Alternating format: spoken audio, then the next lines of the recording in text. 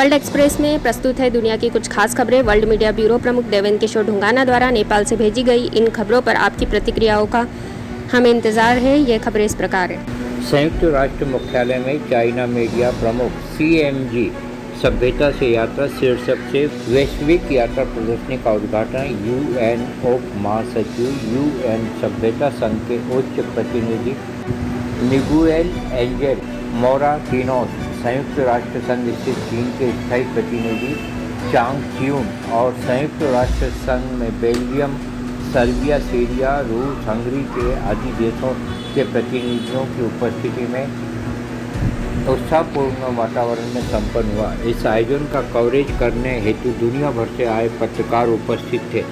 CNG के महानिदेशक सन हाईसियोंग ने अपने वीडियो उद्बोधन में बताया, ये वैश्विक यात्रा प्रदर्शनी पारंपरिक चीनी संस्कृति की एक और खोज है। विदेशी दर्शक चीनी सभ्यता की शुरुआती नब्ज को स्पर्श करेंगे और चीनी संस्कृति के स्रोत का एहसास करेंगे। CMG मीडिया के मिशन को कायम रखते हुए चीनी सभ्यता का नवाचार तरीके से प्रचार करेगा, अंतर्राष्ट्रीय सांस्कृतिक आदान प्रदान को मजबूत करेगा, वैश्विक सभ्यताओं के बीच संवाद को बढ़ावा देगा। UN उप महासचिव मोराटिनोस ने कहा, हम एक नई बहुध्रुवी दुनिया में हैं और एक बेहतर दुनिया को बनाने के लिए हमें विभिन्न बेहतर दुनिया बनाने के लिए हमें पहचान के मध्य समझ को बढ़ाना होगा। प्रदर्शनी 7 जुलाई तक जारी रहेगी। नवंबर तक इस प्रदर्शनी को अमेरिका, ब्रिटेन, मिस्र, केन्या, पेरू में देखा जा सकेगा। विगत 1 जुलाई को हांगकांग की मातृभूमि में वापसी की 26वीं वर्षगांठ उमंग के साथ यहाँ मनाई गई। अपनी मातृभूमि पर भरोसा रखते हुए हांगकांग लगातार अपनी आधुनिक शैली को आकार दे रहा है। हम आपको बताना चाहेंगे, हांगकांग अंतर्राष्ट्रीय वित्त, व्यापार और शिपिंग के लिए विश्व का आकर्षण केंद्र है। अपने अनूठे अंदाजों के कारण हांगकांग आज एक नए ऐतिहासिक प्रस्थान बिंदु पर खड़ा है। महाराष्ट्र के बुल्ढाना राजमार्ग पर बस का टायर अचानक फट गया, 25 की मृत्यु, 8 अन्य घायल। सूत्र बताते हैं बस राजमार्ग अवरोध से टकराई और पलटी। इसके बाद उसमें एकाएक लगी आग। एथियोपिया के विदेश मंत्रालय के प्रवक्ता मेलेस एलम ने संवाददाता सम्मेलन में बताया, एथियोपिया ने ब्रिक्स में सम्मिलित होने के लिए अपना आवेदन किया है। स्मरण रहे, ब्रिक्स देशों में चीन, रूस, भारत, ब्राज़ील और दक्षिण अफ्रीका शामिल हैं और इसी वर्ष ब्रिक्स शिखर सम्मेलन अगस्त में दक्षिण अफ्रीका के जोहान्सबर्ग में आयोजित किया गया है। वर्ल्ड मीडिया को मिली जानकारी के अनुसार इस सम्मेलन में बांग्लादेश, मिस्र, ईरान, अर्जेंटीना, सऊदी अरब, संयुक्त अरब अमीरात, नाइजीरिया आदि देशों के सम्मिलित होने के लिए आवेदन प्राप्त हुए हैं। भारत स्थित चीनी दूतावास की एक अधिकारी ने कहा है कि दुनिया को जोड़ने वाली चाइनीज ब्रिज भाषा प्रतियोगिता के माध्यम से भारतीय युवा गहन चीनी सभ्यता को बेहतर ढंग से समझ सकते हैं। इससे चीन और भारत के मध्य मैत्रीपूर्ण संबंधों में काफ़ी योगदान मिलेगा। दूतावास प्रभारी माचिया ने पिछले दिनों भारत में आयोजित 22वीं चाइनीज ब्रिज चीनी दक्षता प्रतियोगिता में टिप्पणी की।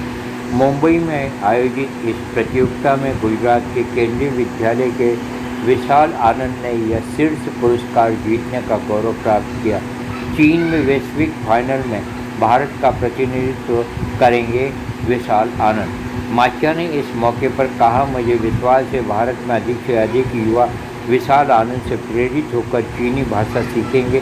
भारत में चीनी दूतावास और महावाणिज्य दूतावास भारतीय छात्रों को चीनी भाषा सीखने और चीन में उनकी आगे की पढ़ाई को सुविधाजनक बनाने के लिए और अधिक मंच प्रदान करना जारी रखेगा, ताकि वे दोनों देशों के बीच संचार के पुल और दोस्ती के दूत के रूप में कार्य कर सकें।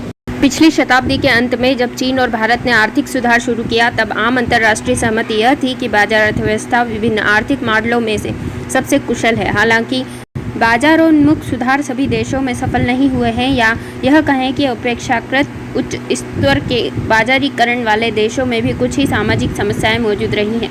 बाजार उन्मुख सुधार के चलते वैश्वीकरण आंदोलन भी चलाया गया, जिसने पूंजी वस्तुओं और प्रतिभाओं के मुक्त प्रवाह को लाया। इससे कुछ अमीर देशों में धन और प्रतिभा का संकेंद्रण हो गया, जबकि कुछ पिछड़े देशों और विकसित देशों के बीच की खाई बड़ी होने लगी और अनेक देशों में अमीरों और गरीबों के बीच की खाई भी चौड़ी हो गई है।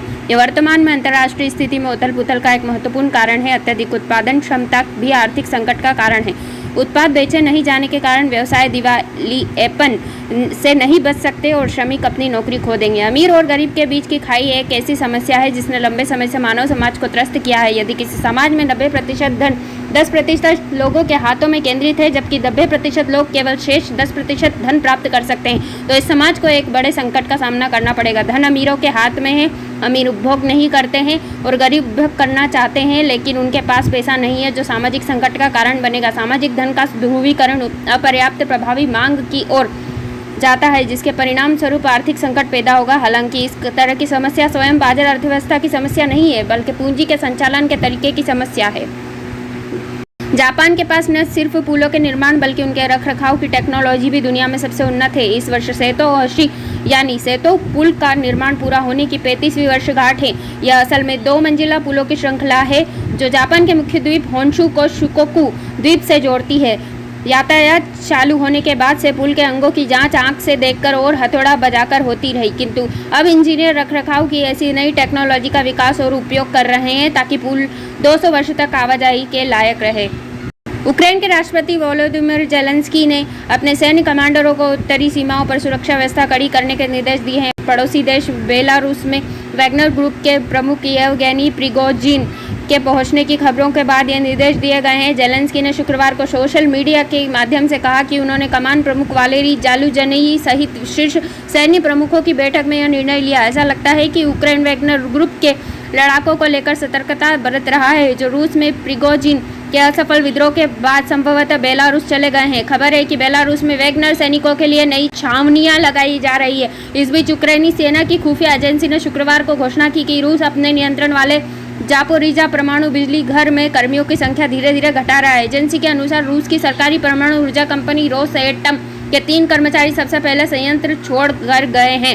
एजेंसी का यह भी कहना है कि रोसएटम के साथ अनुबंध करने वाले यूक्रेनी कर्मचारियों को भी 5 जुलाई तक संयंत्र छोड़कर जाने को कहा गया है। खबर है कि शेष कर्मियों को निर्देश दिए गए हैं कि यदि संयंत्र में कुछ हुआ तो उसके लिए यूक्रेन को जिम्मेदार ठहराए। ज़ेलेंस्की ने पिछले सप्ताह कहा था कि रूस इस बिजली घर पर आतंकी हमले की योजना बना रहा है। रूस के विदेश मंत्री सर्गेई लावरोव ने शुक्रवार को कहा कि यूक्रेन के दावे सरासर झूठ है।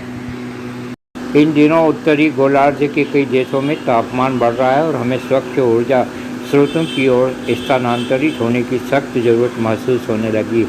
गर्मी की लहरों में एशिया और उत्तरी अमेरिका के क्षेत्रों को झुलसा दिया है, जिससे जलवायु विशेषज्ञों ने चेतावनी दी है कि साल 2023 अब तक का सबसे गर्म वर्ष हो सकता है। जिस तरह भारत और चीन सहित कई एशियाई देशों में भीषण गर्मी से मौतें हो रही हैं, उसी तरह की भीषण गर्मी ने टेक्सास, न्यू मैक्सिको और कनाडा के कुछ हिस्सों को भी अपनी चपेट में ले लिया। इससे गर्मियों में जंगल की आग भड़क रही है और खतरनाक वायु प्रदूषण भी बढ़ रहा है।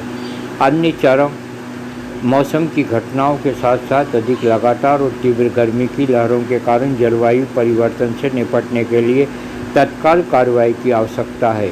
सभी विशेषज्ञ जीवाश्म ईंधन पर निर्भरता कम करने, नवीनीकरणीय ऊर्जा के व्यापक उपयोग को बढ़ावा देने और कार्बन तटस्थता प्राप्त करने के लिए मजबूत रणनीतिकों को लागू करने की आवश्यकता पर बल देते हैं। स्वच्छ ऊर्जा की तात्कालिकता पहले कभी इतनी अधिक नहीं रही जितनी अब ज़्यादा है। वहीं भारत और चीन जैसे नवीनीकरणीय ऊर्जा उत्पादन में अग्रणी देशों ने सतत तरीकों को अपनाने और लागू करने में महत्वपूर्ण प्रगति की है। अर्नस्ट एंड यंग की एक रिपोर्ट के अनुसार भारत दुनिया का तीसरा सबसे बड़ा नवीनीकरणीय ऊर्जा उत्पादक है। साल 2022 में स्थापित ऊर्जा क्षमता का 40% हिस्सा नवीनीकरणीय स्रोतों से आया है। भारत ने साल 2030 तक अपनी कुल बिजली का 50% हिस्सा गैर जीवाश्म ईंधन स्रोतों से उत्पादन करने के लिए प्रतिबद्ध किया है।